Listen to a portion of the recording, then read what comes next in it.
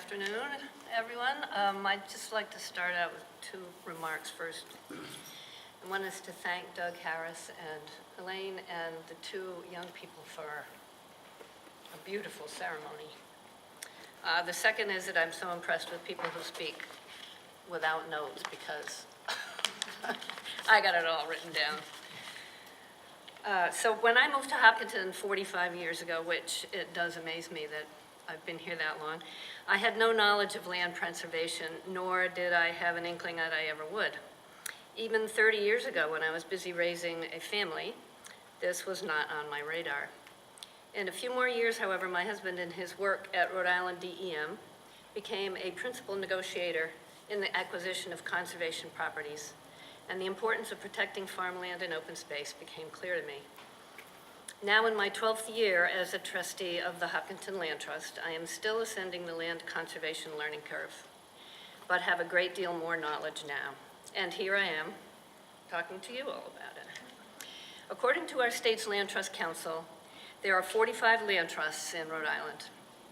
Dates of establishment of these 45 begins in 1897 with the establishment of the Audubon Society as a protector of land, and ends with the Exeter Land Trust, which was formed in 2016.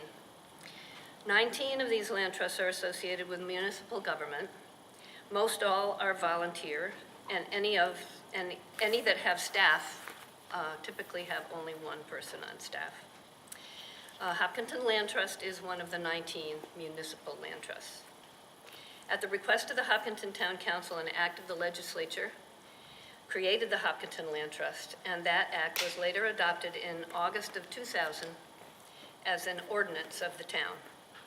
Soon after, the sitting town council appointed the 7 trustees, and 17 years later, 5 of them are still actively involved. Sarah Windsor, who is here, this is her property, Carol Baker and Ed Wood, who was here earlier, as trustees, and Tom Thompson, a former trustee, and Harvey Buford, also former trustee, are tireless contributors with many aspects of the operations now. Other current board members are Cynthia Johnson, Mary Gibbons, and Paul Wilcox. In total, the Rhode Island Land Trusts have protected 17,000 acres of open space. Forests, farmland, public recreation areas, water sources, historical and cultural sites. Goals for each of these specific projects can vary, but preventing residential and commercial development of these sensitive areas is certainly not the least of these. In Hopkinton, the Land Trust currently protects 21 properties through direct ownership and conservation easement, which prevent development or provide access for trails and passive recreation use. These properties total over 1,000 acres in Hopkinton, and we have more in the pipeline. We never seem to run out of properties of interest to protect.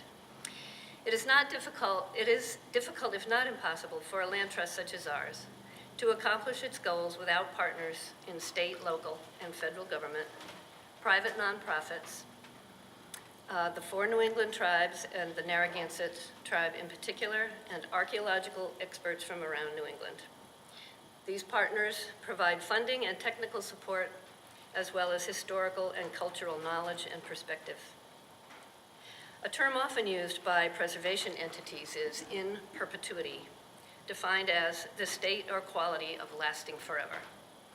Our sincere hope and belief is that any protected places that we protect are done so in perpetuity. We cannot, however, see into the future when values and needs of the community outside of land preservation may significantly change. Land trusts would emphatically resist this, but to guard against such pressure, our stewards at the Rhode Island Land Trust Council are working at the state level to ensure even greater protection to our special places through legislation and other legal means. Manitou, no, I've been saying Hasanash. Is that Hasanash? Well, it's perfect.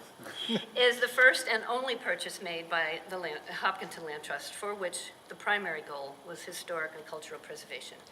And the support of the community was key in getting this accomplished. Thank you all for your interest in the vital effort to preserve and protect this critically important cultural and historic site. Let it remain a source of wonder and a place of quiet reflection and spiritual renewal to all its visitors. Thank you.